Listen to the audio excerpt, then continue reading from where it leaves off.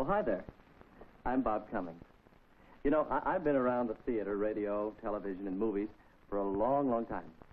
And I guess you'd suppose that I've seen just about every kind of dramatic situation that could possibly be dreamed up. But recently, I came across a piece of real life that, for sheer drama, sheer inspiration, beats anything I ever saw in the theater or on a television set. And oddly enough, it didn't happen in either one of those places, but where you'd least expect to find it, in a huge industrial plant. The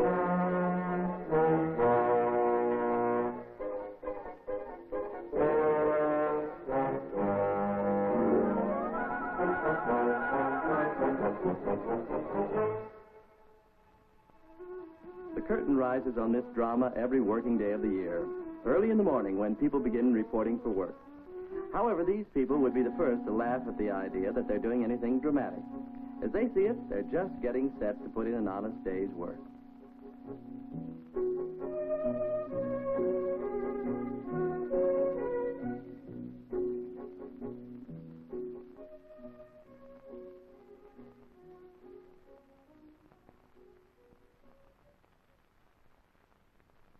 These people are making extremely complicated and highly specialized electronic equipment, vital for our national defense. They might be the man who lives around the corner, the fellow who fought beside you during the war, the girl who went to high school with you. They might even be you, for who knows when sickness or accident may strike. Our story really began in 1947, when the President of the United States established a Citizens Committee for the employment of the physically handicapped. The present chairman is Major General Melvin J. Moss, United States Marine Corps Reserve. He knows the problems of the handicapped intimately, for he is blind. General, what can be done by industry to help solve some of these problems? A lot, Bob, a lot. For instance, the audience was just watching what's been done by one West Coast electronics manufacturer. This company has taken the lead in hiring people whom you might classify as physically handicapped. But not once in 10 years has this firm experienced a lost time accident among its so-called handicapped employees. And this is the more surprising when you realize that these people perform practically every type of job, from technician to white-collar worker, from assembler to supervisor. I am sure as you go on with the story, Bob, the audience will see what I mean. Thank you, General Moss. Let's begin again with Mary Jane Pilcher as she prepares for a day's work at the Plant Credit Union. Mary Jane, what put you in that wheelchair? Polio. Has it affected you in your job or in your relations with your fellow workers? No, not at all. I'm just one of the gang. We're all here to do our job. That's the important thing. This is a production line where complex airborne electronic systems are assembled, a type of operation which lends itself to the adaptability of handicapped workers. The components must be tested and retested. The work has to be exact, perfect.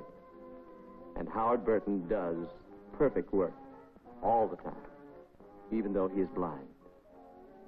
Wilson White, too, is blind and has been since the Italian campaign of 1944.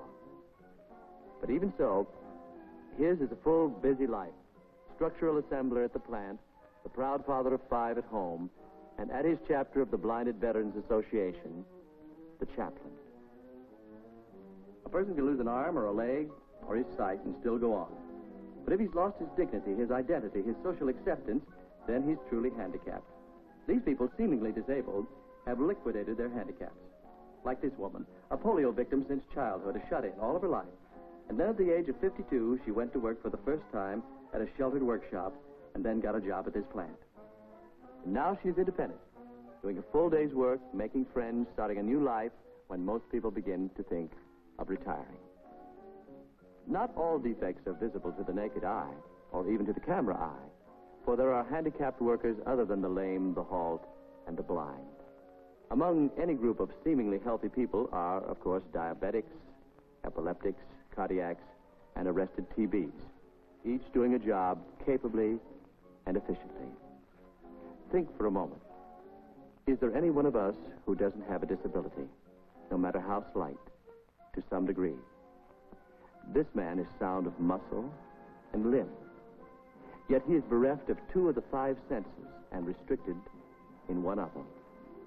He is deaf and speechless with limited eyesight. But he is not shut out from the world. Not entirely. Now, here's another good worker. Yet, Jimmy has been a cerebral palsy victim since birth. 3 years ago, he was considered totally unemployable. And then this spot was found for him. Another life reborn. Another job filled capably. And now Jimmy is one of the best-liked employees in the plant. Helio-arc welding is one of the most difficult jobs in any plant, requiring care, experience, strength, and skill. Yet here is Fred Williams, who lost a leg fighting in Germany, later broke his back, and became paraplegic. But he still can use his hands. Because fate, in the form of an automobile accident, put an attractive girl in a wheelchair, or made another a paraplegic, or a hemiplegic, with his left arm and both legs paralyzed, or left a person physically deformed, it doesn't mean that they're ready to be pushed into a dark corner or tossed on a scrap pile. When considering a handicapped person, remember that it's not what he hasn't got. It's what he does with what's left, whether on a complicated shop machine or a comptometer. Sometimes during lunch hour, we see one of the workers tossing a ball with the slow, easy grace of a professional. Few people know that he has only one leg and that he was once a big league pitcher. His name is Bert Shepard, a safety engineer. Bert, when did you lose your leg? It was during the war while flying my P-38 over Germany. I was shot down, and after I got out of prison camp, I came back and played ball with the Washington Senators in 45 and 46. And then age caught up with me. On the surface, I had 2 main handicaps, a missing leg and lack of experience in my search for a place in industry. I must have applied for 100 different jobs, but nobody needed an ex-ball player minus a leg. Nobody, that is, except this company. Incidentally, he still plays ball on Sundays. Bert isn't the only athlete among the handicapped workers at the plant. Red Titler and Larry Huggins are paraplegics. And they have managed to work up speed in their wheelchairs and play basketball in a way never envisaged by the inventor of the game. Meet Tony Diaz, who's not letting paraplegia stop him from participating in one of his favorite sports. He leads a full life, on and off the job. So does his friend Kenny Treadwell, a post-polio case, now working as a methods analyst. Kenny's married to one of the company's employment counselors. When he first came to work, Eleanor was a company nurse. They met, fell in love, and are now numbered among the many happy man and wife teams found at the plant. Getting the job is only the first step in a new life for the handicapped. Take Henry Warner, a paraplegic who works as a metal fitter and structural assembler. He can stand on his own 2 feet in more ways than one now. Despite their disabilities, many handicapped workers have proven their superior ability. Their skill and outstanding production records brought them advances to supervisory positions. In their quest for promotions, they compete equally with the other workers in the plant. Many men in wheelchairs start on the assembly line, but it's not the end. Bob Waller was once an assembly trainee. Bob, how did you earn that promotion? By doing hard work, doing a good job, and taking advantage of the company-sponsored educational program. And don't get the idea we wheelchair jockeys are pampered. We're treated the same as the other employees who accept us as part of the normal scheme of things. We don't ask for, and we don't get any special privileges. The question of insurance always crops up when an employer considers hiring the physically impaired. Tom Gillick, a paraplegic who became a supervisor of insurance, has some answers.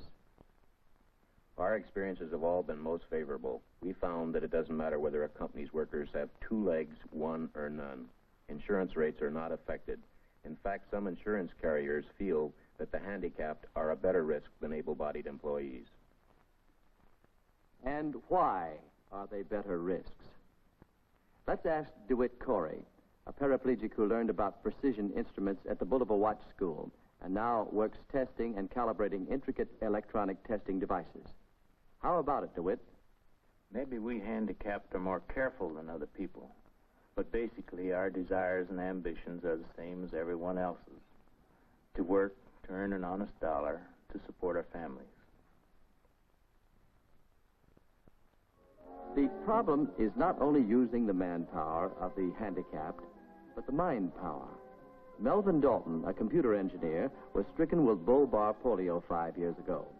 He is absolutely immobile in his chest and arms and has limited use of his feet. He spends his nights in a respirator, but his days are active ones.